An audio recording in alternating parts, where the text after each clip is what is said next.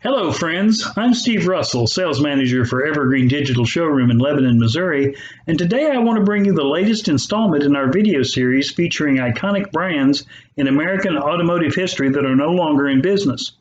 In case you've missed our previous videos about Packard, Studebaker, Duesenberg, and Auburn, I invite you to subscribe to our YouTube channel, Evergreen Digital Showroom, where those can be found.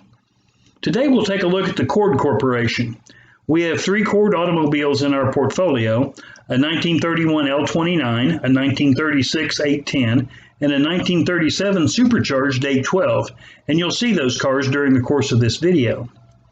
The Cord Corporation was formed in 1929 to be a holding company for the over 150 companies, mostly in the transportation sector, owned or controlled by E.L. Cord. At the time, those business interests also included Cord, Duesenberg, and Auburn automotive brands, as well as Lycoming engines and coach building companies to supply bodies for his and other brands of cars. The story of Cord Corporation is not complete without a brief look at the life of E.L. Cord. Born in 1894 in Warrensburg, Missouri, Cord was a race car driver, a mechanic, and a salesman. By the early 1920s, Cord had established a reputation as the premier automotive salesman in the Chicago area. His abilities attracted the attention of an ownership group headed by William Wrigley Jr. of chewing gum fame that had purchased the Auburn Automobile Company from founders Frank and Morris Eckhart in 1919. By 1924, that company was teetering on the edge of collapse, and Wrigley's group approached Cord with an offer to manage the company. Cord countered with a proposal that, if successful, would end up with him managing and owning the company, and that was accepted. By 1926, Cord was the president and majority stockholder of Auburn Automobile Company. Cord then purchased Duesenberg and founded Cord, the company bearing his name. The legendary Duesenberg Model J came about under Cord's ownership, debuting in 1929. Cord was a visionary, bringing innovation in technology and design to cars decades before the automobile industry embraced it. Cord's 1929 L29 was the first American car available to the public featuring front-wheel drive.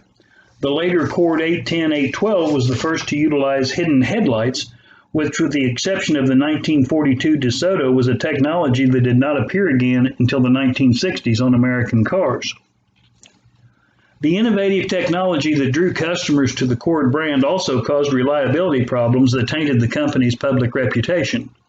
The constant velocity joint design used to power the front wheels of the L29 was borrowed from a race car design that did not translate well to everyday driving over the rough roads of that era and frequently failed.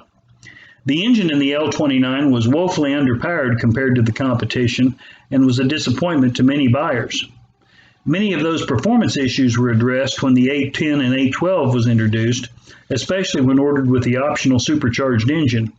The 812 and 810 also featured independent front suspension and 4-speed gearbox with a servo-activated electromechanical preselector. Cord dropped out of sight for a few years in the mid-1930s, moving to England reportedly due to kidnapping threats made against him.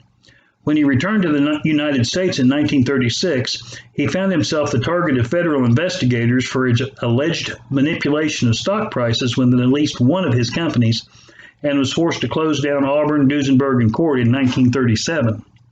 Despite his exit from the automobile industry, Cord managed to keep much of his fortune and moved west, becoming involved with real estate in the Los Angeles area and founding radio stations and television stations in both California and Nevada. He died from cancer in Reno, Nevada in 1974, 6 months shy of his 80th birthday. An effort was made by automobile makers Hupmobile and Graham Page to resurrect the brand almost immediately after Cord closed, but a lack of financial resources within those companies doomed the effort. Cord and its associated companies soon became another footnote in American automotive history. Today, Cord automobiles are relatively rare and very desirable in the collector car world. The L29 production run from 1929 through 1932 saw 4,400 vehicles sold. A total of 1,629 Cord 810s were built in 1936, with an estimated 1,278 812s sold in 1937, the final year of production. While one 1929 Cord L29 sold at auction in the last decade for a price in excess of $2.4 million, most of the first-year cars recently have sold for in and around the six-figure mark, while 1930 and 1931 L29s command significantly higher prices and often top $200,000. With the 810 and 812 models being significantly more rare, that's also reflected in auction prices, where supercharged models have been known to top $500,000. The Cord legacy continues to be celebrated at the Auburn Cord Duesenberg Museum, located in the former Auburn headquarters building in Auburn, Indiana.